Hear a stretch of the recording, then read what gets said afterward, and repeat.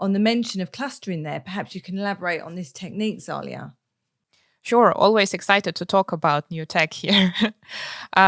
Often the search or recommendation techniques used in the industry rely on using metadata of the mutual funds, such as region, category, or investment objective. While grouping mutual funds in this way may provide investors with a convenient way to explore funds that aligned with their preferences and investment strategy, this method of recommendation has some potential limitations and risks. For example, there is a risk of oversimplification of the funds themselves. Funds in groups may share a common region, category, or asset type, but can differ significantly in terms of performance, risk, and management style.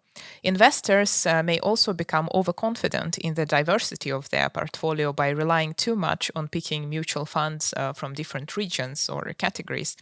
So, the alternative that we recently explored with our thesis students was to opt for clustering. Clustering is an unsupervised machine learning method that divides a data set into smaller groups, clusters.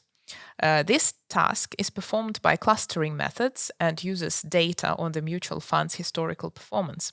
Clustering methods work by defining some measure of similarity or dissimilarity between the funds and group similar funds together and dissimilar funds in separate clusters.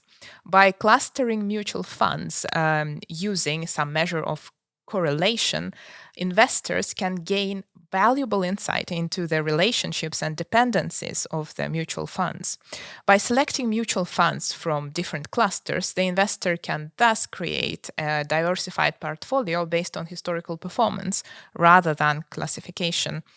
While selecting an appropriate clustering method is a process that requires taking a few extra steps to achieve optimal results, there are many benefits to using clustering over grouping mutual funds using metadata.